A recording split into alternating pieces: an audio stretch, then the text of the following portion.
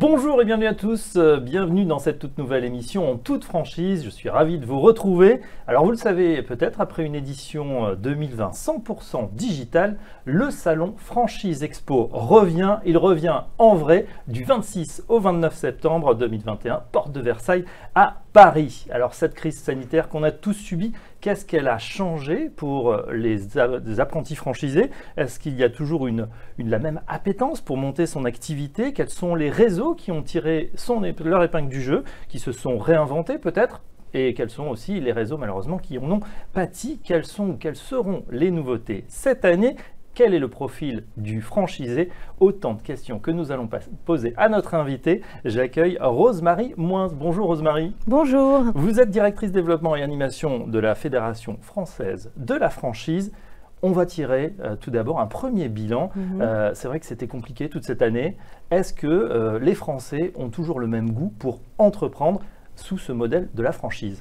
Mais écoutez, oui, je pense que oui, l'appétence, elle est toujours là. D'ailleurs, il y a des projets qui avaient été initiés avant la crise qui se sont concrétisés, on va dire, entre les deux confinements et qui ont pris corps. Et entre-temps, il y a d'autres projets qui sont arrivés. Donc, les enseignes ont continué à se développer et je pense que les porteurs de projets, en tout cas tous ceux qui avaient un peu ça dans la tête, ont profité de cette période de confinement où manifestement ou malheureusement, il n'y avait rien d'autre à faire pour réfléchir, pour approfondir leurs réflexions et entamer éventuellement la démarche auprès des enseignes. Donc oui, l'appétence est là et on a un indicateur assez intéressant qui est celui de l'Observatoire de la franchise, qui est, vous savez, ce site qui met en relation des futurs franchisés et puis des franchiseurs qui recherchent des partenaires et qui a enregistré sur l'année 2020 plus de 20% de demandes de contact. Donc on est assez optimiste à ce sujet-là. Alors plus de 20%, je rappelle que c'est vrai qu'à un moment on était quand même tous chez soi, confinés. Absolument. On a eu le temps de penser à notre travail de tous les jours, à notre lieu de vie, à ce qu'on avait envie de faire. Donc il y a, je pense, aussi des prises de conscience. Du coup, on s'est dit, certains se sont dit, bah voilà, la franchise, c'est bien parce que ça reste une solution pour changer de vie, changer de travail, tout en étant accompagné. On rappelle quand même, pour ceux qui découvrent, ce que c'est que la franchise, à quoi ça sert. On va être accompagné finalement tout au long de son parcours. Absolument. En fait, si on revient à la définition de la franchise, c'est trois éléments essentiels pour qu'on puisse parler de franchise. C'est une marque, bien entendu, un nom commercial que le franchiseur va mettre à disposition de son franchisé, un savoir-faire qui est donc issu de toute son expérience et de la mise en place de sites pilotes, comme on les appelle, et qui va être transmis aux franchisés, et ce fameux troisième pilier qui est l'accompagnement.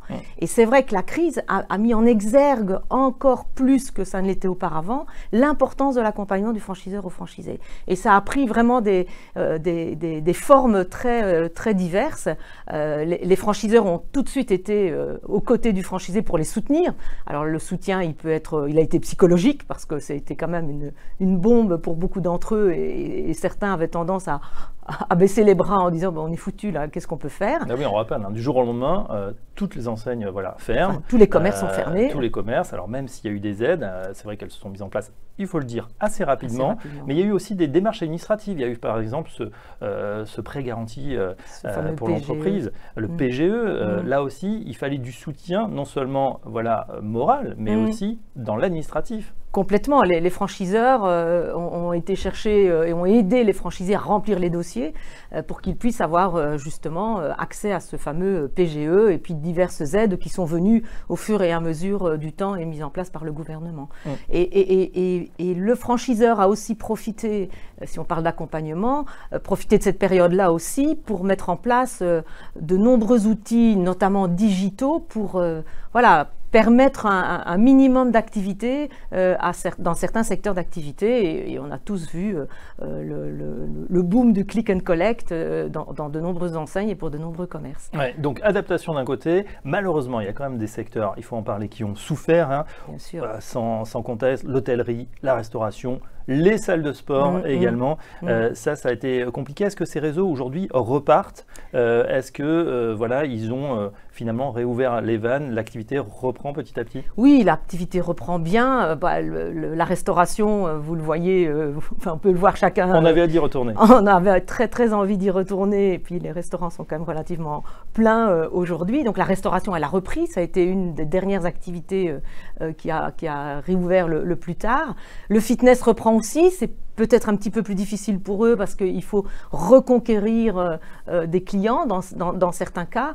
Et l'hôtellerie, la saison estivale et les vacances se sont plutôt très très bien passées. Et donc tout ça reprend du poil de la bête et reprend de l'activité. Ouais, j'ajoute que le fitness, c'est dur pour tout le monde de s'y remettre, même pour nous, de retourner à la salle. Alors, on va parler aussi des secteurs qui en ont profité. Vous l'avez dit, je crois qu'on a eu une accélération dans le digital, mais ça à peu près dans tous les secteurs. La franchise également est concernée, ou les réseaux franchisés. Quels sont ceux justement qui se sont mis à marche forcée au digital? Alors je dirais beaucoup d'entre eux finalement. Alors ça semble plus évident dans la restauration rapide parce que voilà, ça existait déjà, alors ça s'est intensifié évidemment. Mais il y a des réseaux aussi qui avaient ces process en gestation. On se disait ce serait bien qu'on y aille et qui, voilà, il n'y avait pas d'autre choix. Il fallait y aller parce qu'il fallait aussi, et ça c'était très important pour eux, garder le contact avec la clientèle, continuer à faire vivre la marque auprès des consommateurs et des clients.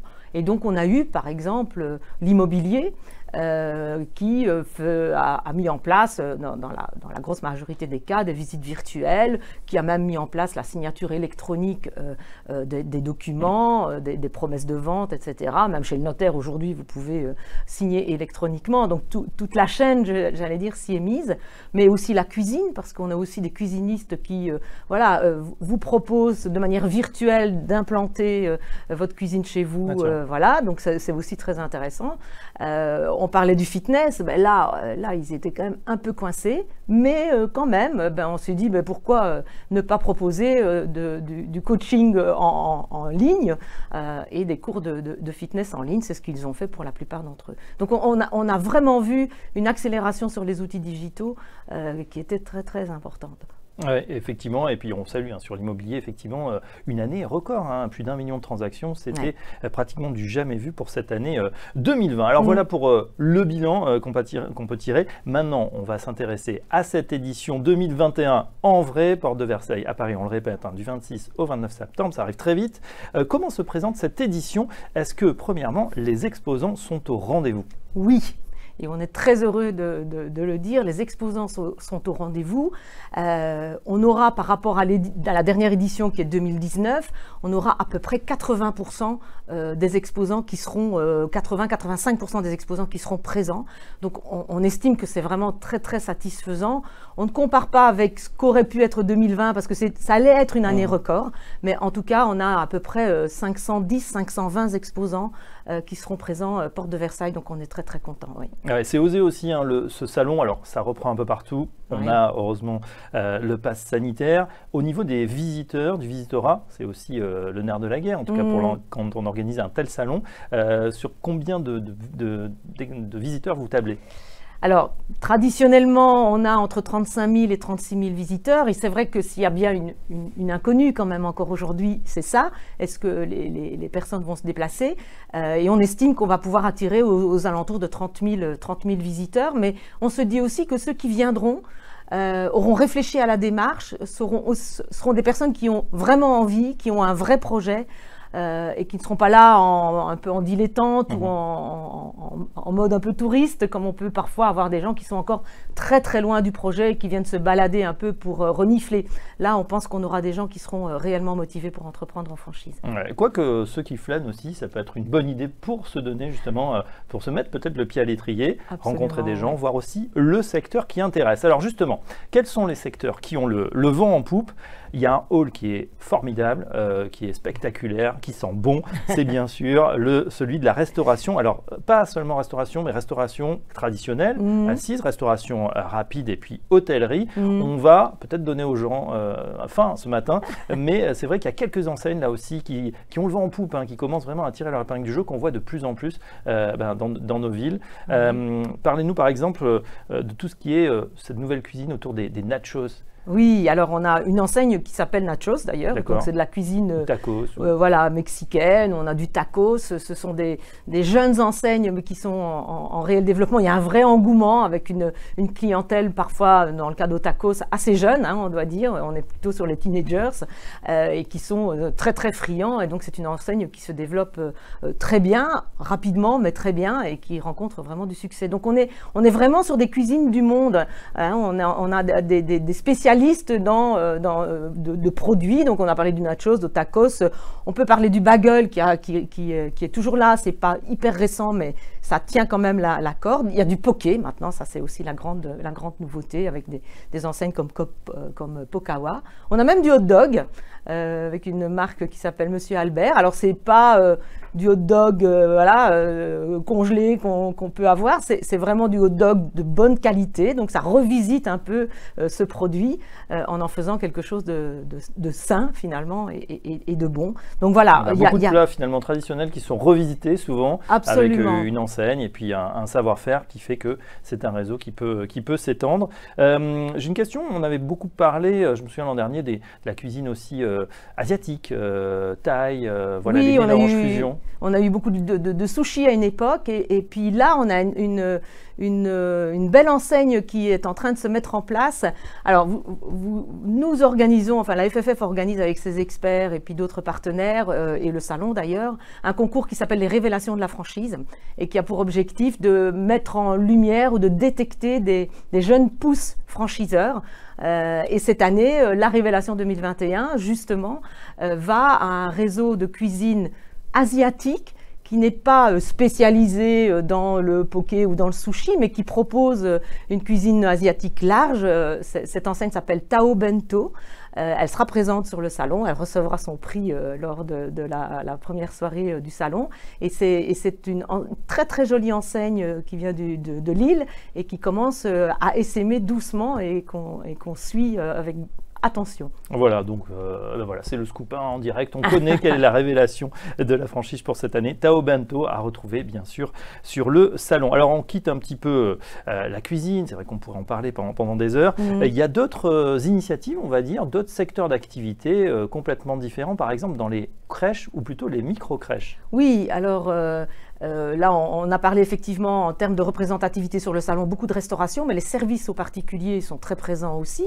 On connaît tous les services à la personne. Et dans ceux-là, parmi ceux-là, il y a quelque chose d'assez neuf, effectivement, un réseau de micro-crèches qui est la Révélation 2020, c'est pas pour faire la pub de la Révélation, mais c'est comme ça, qui s'appelle la cabane d'Achille et Camille, et qui se sont mis sur un secteur assez nouveau sous mode de développement franchise, qui est effectivement des micro-crèches. Micro-crèches, ça veut dire qu'ils ne peuvent accueillir qu'une dizaine d'enfants par crèche, mais ça marche très très bien. Il y a un vrai besoin de la clientèle, surtout qu'ils offrent aussi des horaires d'ouverture et d'accueil des enfants qui sont très très larges pour des gens qui ont des métiers qui leur demandent d'être très tôt au travail ou de travailler très tard le soir. Voilà, on voit que ça correspond vraiment aux préoccupations de tous les Français. Bon, la nourriture, il n'y a plus rien à dire, je pense. Les crèches, c'est vrai que on fait beaucoup de bébés encore, même si ça baisse un petit peu en France. Ça, c'est une vraie question. En revanche, comme l'économie, il y a des secteurs aussi qui pâtissent un peu, en tout cas qui réduisent leur taille sur le salon. Ça va être habillement, équipement de la personne. Bon, c'est un peu normal. Il y a des géants internationaux qui arrivent. Est-ce qu'il y a quand même des enseignes là, sur lesquelles on peut miser ou qu'il faut découvrir ou redécouvrir? Sur l'habillement ou l'équipement de la personne, mais on a les grands classiques, les grosses marques sont quand même présentes. On a quelques enseignes étrangères aussi qui viennent voir, notamment espagnoles, et qui viennent un peu tâter le terrain, on va dire, de la franchise en France. Mais c'est vrai que c'est un secteur qui est un peu on va dire en sommeil, si on veut, pour l'instant, et qui doit encore beaucoup se développer sur le digital notamment. Voilà, je le disais, de toute façon, dans toutes les études, on voit que le budget des Français pour l'habillement est en train de se réduire. On préfère maintenant d'autres biens de consommation, grand public, électronique notamment. On continue, dans l'alimentaire, mais cette fois commerce-distribution. Oui. On voit depuis quelques années, c'est un secret pour personne, notamment dans les grandes villes, fleurir en pied d'immeuble, voilà, des petits supermarchés supermarché avec des enseignes Auchan, Carrefour, Casino, mais aussi enseignes plus vertes, plus bio, Naturalia, La Vie Claire. Là aussi, ils seront présents tous. Ah oui, ils seront tous présents et ça fait partie peut-être du troisième secteur très présent sur le salon. Les grandes enseignes de distribution alimentaire ont décliné de nombreuses enseignes qu'on qualifie de proximité. D'ailleurs, ils appellent ça la proximité chez eux, avec, comme vous le disiez, des petites surfaces qui viennent se mettre dans les pieds d'immeubles, dans les centres-villes, avec toute la déclinaison et des Carrefour et des Auchan. Et ils ont tous une enseigne un peu bio. Carrefour, ça va être SoBio, Casino, ça va être Naturalia. Et puis, on a des enseignes qui sont indépendantes, comme La Vie Claire, comme l'Eau Vive. Et on a même l'arrivée pour la première fois dans le salon de l'enseigne Picard, qui elle aussi, après avoir eu un développement énorme sur la France, s'intéresse aux plus petites villes et vont s'installer dans les cœurs de ville. Voilà, cœur de ville, l'expansion des Picard, enseigne bien connue, une des préférées d'ailleurs des Français. Il ne faut pas oublier non plus les commerces alimentaires purs, notamment les boulangeries. C'est vrai qu'il y a de plus en plus, on a d'excellents artisans bien évidemment, mais aussi il y a des artisans qui décident de se monter en franchise et qui font des beaux succès. Ouais, on a alors avec des modèles un peu différents. On a par exemple Boulangerie Ange, qui est une boulangerie plutôt d'une surface assez importante, qui va s'installer aux extérieurs de ville, sur les parkings de supermarchés et qui ont une offre de pain et de sandwich très très large. Ça, c'est un nouveau modèle. Dans le même esprit, on a Marie Blachère qui est un peu dans le même esprit. On a bien sûr tout. Je ne savais pas que c'était une franchise. Voilà. Je suis là récemment. Exactement. On a toute la gamme des chocolatiers, Léonidas, Jeff de Bruges, de Neuville. On a Réauté Chocolat, même modèle en fait un peu, si on peut comparer à la boulangerie, qui sont des surfaces un peu plus importantes, 200-300 mètres carrés, qui s'implantent un peu aux extérieurs de ville et là aussi une offre assez large. On a le vin. Alors là aussi, je vais citer deux exemples, mais c'est pour montrer que les métiers classiques, qui sont la boulangerie ou le chocolat ou même le vin, peuvent aussi se réinventer avec des modèles nouveaux. Donc dans le vin, on a Cave à Vin, par exemple, qui est une enseigne de centre-ville. Soit dit en passant, elle a fait une excellente année 2020 parce qu'ils ont fait une croissance à 2 chiffres. Donc quand on citait tout à l'heure des enseignes ou des secteurs qui tirent leur épingle du jeu, c'en est un. Donc Cave à Vin, Nicolas, qui est très connu aussi. Et dans l'innovation sur ce secteur, on a la Vignerie, qui est une nouvelle enseigne, qui est aussi une enseigne de grande surface, si on veut, centres commerciaux, retail park, avec une offre très large et beaucoup de choix. Voilà. On n'oublie pas, après tous ces agapes, on va dire, autour de l'alimentation, le fitness, la remise en forme, on en a parlé, évidemment, ça a été mis à l'arrêt pendant une certaine période.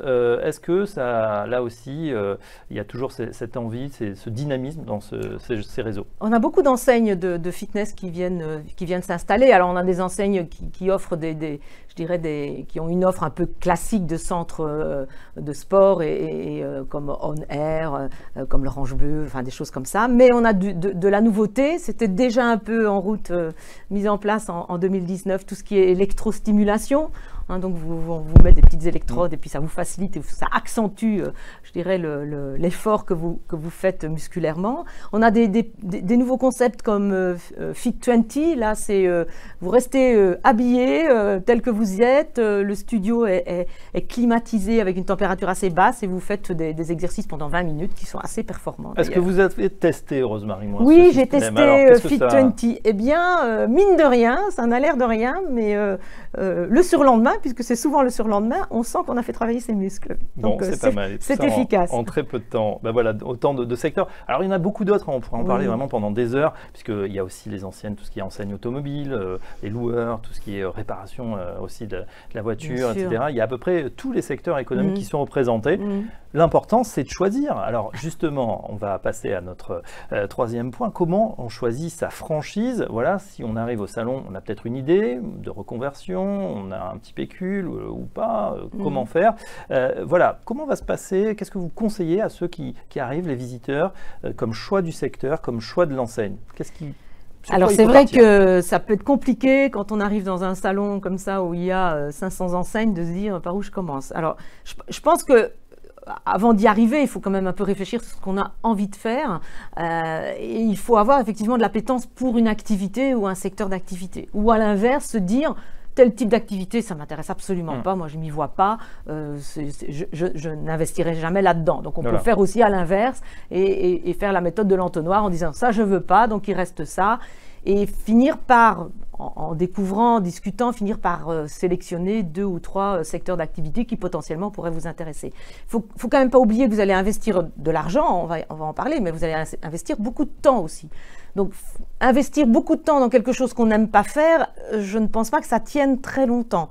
Donc, il faut quand même se poser la bonne question à ce niveau-là. Ça me fait penser à quelque chose, Rosemary Moins. Est-ce qu'on peut monter sa franchise tout en gardant peut-être un emploi à côté? Je dirais non. Je dirais non parce que c'est tellement prenant. C'est très compliqué de faire les deux en parallèle. Enfin, je n'ai pas d'exemple en tête, en tout cas dans un premier temps, de personnes qui continuent à avoir leur job salarié et investissent et en même temps montent une entreprise en franchise. Alors, je poursuis ma question. Je crois qu'il y a souvent des belles réussites avec des gens qui montent une première enseigne et ensuite vont dupliquer le modèle. Si on fait, je sais pas, une boulangerie, on peut en faire 2, on peut en faire 3 dans la même ville. Et des fois, il y a comme ça des gens qui ont noyauté leur ville et qui sont très bien implantés localement. Ah, voilà, on peut avoir plusieurs choses, mais... Absolument, ça c'est dans un deuxième temps et bien entendu on commence par un et puis on peut en fonction de la disponibilité géographique et des possibilités d'implantation en avoir un deuxième, un troisième. Vous avez même des groupes qui ont plusieurs enseignes différentes et vous pouvez ouvrir une enseigne, on va prendre le groupe Monceau-Fleur par exemple, vous pouvez ouvrir un Monceau-Fleur, un Rapide Flore, au nom de la rose, donc vous restez dans l'univers de la fleur mais vous avez différentes marques qui ont des positionnements différents et donc vous pouvez comme ça, comme vous dites, corseter une ville ou vous implanter plus largement sur une seule ville. Bon, excellente réponse, on a compris, hein, il faut y être à 100% et même peut-être à 200%.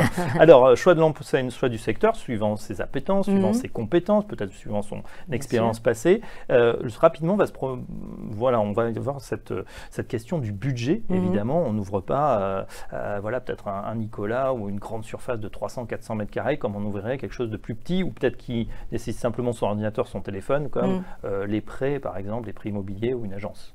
Absolument. Alors, c'est vrai que assez vite, une fois qu'on a le secteur, et même en même temps que le choix du secteur ou du franchiseur ou de l'enseigne, il faut se poser la question du budget. Parce que l'enseigne va vous demander, il y a un niveau d'investissement et un niveau d'apport personnel, c'est ça aussi qui est important, qu'il va falloir avoir. Donc, il faut un peu avoir les moyens de ses ambitions. Et si, effectivement, on a un petit apport, on ne pourra pas, ou très difficilement, aller dans la restauration à table ou dans l'hôtellerie. Donc c'est important, mais la gamme des activités est tellement large que je dirais il y en a quand même pour tous les budgets et on peut avoir des gens relativement jeunes qui peuvent investir dans une franchise et aller, comme vous le disiez, dans des services. Généralement, les budgets les plus faibles sont dans les services, mais il y a toutes sortes de services. On a parlé des micro-crèches, mais ça peut être du courtage en crédit, comme ça peut être du service à la personne. Donc là aussi, la gamme est assez large. Je voudrais que vous nous détailliez justement le budget, parce que le budget, c'est quoi? C'est on achète la marque, après il y a cette histoire de redevance quand on a la franchise, de royalty. C'est un peu flou peut-être pour ceux qui se lancent, qui démarrent. Est-ce que vous pouvez nous expliquer les différents postes comme ça qu'on va devoir payer? Alors, il y a des coûts qui sont complètement spécifiques à la franchise. Et je les distingue des coûts que vous auriez ou qu'un entrepreneur aurait de toute manière s'il investissait sans le réseau.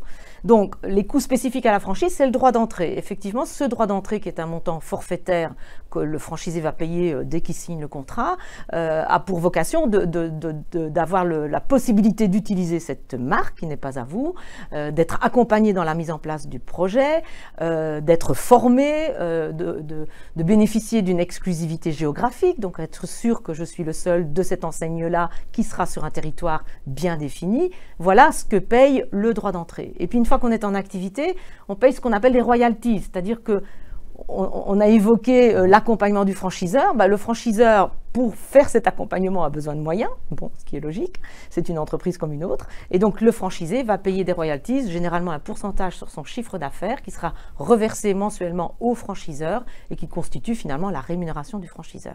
Voilà. Et une fois qu'on a fait ça, le franchiseur va aussi vous dire l'investissement total pour ouvrir une agence immobilière, il est de l'ordre de, chez moi, de 70 000 euros. Voilà, 70 000 euros, c'est ce que coûtera l'aménagement d'une agence avec tout ce qui est nécessaire pour recevoir son premier client. Donc ça veut dire que vous avez trouvé peut-être le local, ça il faudra payer bien évidemment oui, il faudra. le pas de porte ou bien ensuite les loyers, et pour aménager, voilà, pour faire un très beau, pas un plateau évidemment, mais voilà une belle enseigne, et au même code évidemment, puisque tout va être dupliqué, eh bien ça nécessite aussi un investissement. Donc on a le droit d'entrée, plus quelques milliers à quelques centaines de milliers d'euros, ou dizaines de milliers d'euros, voire centaines pour les plus grandes enseignes. C'est royalties qu'on va payer, et puis bien sûr après l'investissement global, et donc il y aura une partie apport personnel comme je le disais, et l'autre partie sera financée par un prêt bancaire. Bon, en contrepartie, hein, on explique bien, évidemment vous avez le réseau, la marque qui est déjà bien connue, bien implantée, et puis toute l'animation commerciale, c'est-à-dire bah voilà, ça va être la quinzaine de tels produits, des promos spéciales, l'approvisionnement, enfin vous avez tout clé en main finalement pour démarrer votre activité. C'est un pack clé en main, c'est la bonne formule, effectivement. C'est un peu comme quand vous prenez des vacances dans un hôtel all inclusive. Ici, c'est un peu la même chose. Donc, vous recevez tout ça et on vous explique comment mettre en œuvre tous ces process et toutes ces techniques, mais vous allez, comme vous le disiez très justement, bénéficier de la notoriété de la marque, ce qui fait que vous allez démarrer beaucoup plus rapidement que si vous étiez seul. Et je me permets d'ajouter, attention, vous restez quand même indépendant. Votre entreprise, elle vous appartient. C'est le franchisé qui développe le chiffre d'affaires et il est donc propriétaire de son fonds de commerce qu'il va pouvoir valoriser quand il le souhaitera à la fin du contrat. Alors, on va s'intéresser dans cette dernière partie au portrait robot du franchisé. Est-ce qu'il y a justement un profil type? Voilà, c'est un homme, c'est une femme, quel âge? Je sais que vous avez les chiffres, Rosemary. Ah oui, on a quelques statistiques puisque le profil, on le suit d'année en année. Alors, le profil type, c'est majoritairement un homme, 60% d'hommes, 40% de femmes, avec un âge moyen autour de 45 ans, qui a, dans 3/4 des cas, un bac +2, si on va vers cette donnée-là. Voilà. Généralement aussi quelqu'un qui a une autre vie professionnelle, donc on est bien dans la reconversion professionnelle dans la grosse majorité des cas, et qui n'investira probablement pas dans le même secteur que celui dans lequel il a fait sa première carrière. Ah, c'est intéressant, c'est-à-dire qu'un banquier ne va pas forcément faire du prêt, il va essayer de changer d'activité. Absolument, et j'irai au-delà de ça, les franchiseurs rechercheront plus volontiers des gens qui ne sont pas issus du secteur que des gens qui sont du secteur d'activité. Et ce n'est pas du tout gênant puisque je parlais tout à l'heure de savoir-faire et de formation, le franchiseur va former le franchisé à son futur métier. Alors l'an dernier, on le sait, il n'y a pas eu de salon, ou du moins il y en a un virtuel, c'était un peu différent. Voilà, si on regarde par rapport aux années antérieures, est-ce qu'il y a une évolution justement dans ce profil type où c'est à peu près la même chose, toujours l'envie de se réinventer, de créer? Oui, c'est toujours à peu près, le profil est assez stable et n'évolue pas énormément. On est toujours sur cette, voilà, j'ai envie de prendre mon sort en main. La franchise, c'est plus sécurisant, c'est plus rapide, il y a cet accompagnement, j'ai pas envie de me tromper, je suis primo-entrepreneur et cette solution-là me convient finalement parfaitement. Voilà, on rappelle également que ce salon de la franchise, il est bien sûr pour les aspirants franchisés, mais il y a aussi tous ceux qui ont peut-être déjà une ancienne réussie, qui fonctionne et qui ont envie de la développer. Là, on parle plus du B2B du coup, voilà, business to business, ceux qui veulent proposer ou se monter en franchise, est-ce qu'ils peuvent trouver également des conseils sur ce salon? Absolument, oui, et c'est bien de le mentionner. Bien sûr, on pense au visitorat qui, dans les 3/4 des cas, est quand même du visitorat futur franchisé, mais on a aussi des futurs franchiseurs, donc des gens qui ont déjà une entreprise, un commerce, un restaurant, et qui se disent je voudrais en faire du multisite. Et j'ai pas l'argent, j'ai pas l'envie, ou c'est trop compliqué pour moi de gérer plusieurs sites sur des villes différentes en même temps. Et la franchise, c'est peut-être la solution pour mieux faire connaître ma marque et la développer sur le territoire français. Et donc nous avons un village d'experts au sein du salon, avec des consultants en développement, des avocats, des experts comptables, qui sont là pour aider les franchiseurs, et notamment par le biais de conférences et d'ateliers qui vont expliquer la démarche de comment je deviens franchiseur. Donc c'est aussi un bon endroit pour eux pour venir se renseigner. C'est extrêmement clair. On va résumer pour tout le monde donc l'essentiel de ce salon Franchise Expo qui revient donc du 26 au 29 septembre à la porte de Versailles. On peut s'inscrire encore, hein, évidemment. Les inscriptions coûtent moins d'une trentaine d'euros et ce sont pour les 4 jours. Alors ces 4 jours, évidemment, on peut visiter tous les stands et discuter et on engage vivement les aspirants franchisés à le faire. Mais il y a également une centaine d'ateliers et de conférences, hein, Rosemary. Absolument, oui. On a près d'une centaine de conférences sur des sujets très très variés. L'idée est de donner une image la plus concrète possible de ce que c'est qu'être franchisé, avec beaucoup de témoignages de franchisés d'ailleurs qui viennent raconter leur histoire. Et on prend le problème sous des axes complètement différents pour vraiment avoir une vision 360 degrés, je dirais. Ah voilà, vous l'avez compris. Si vous voulez vous lancer, que vous hésitez, que vous avez peut-être une idée, allez donc la confronter 26 au 29 septembre à la porte de Versailles à Paris, salon Franchise Expo. Merci beaucoup Rosemary. Merci à vous. Je rappelle que vous êtes directrice du développement et animation de la Fédération française de la franchise. Très bonne journée à tous et à bientôt.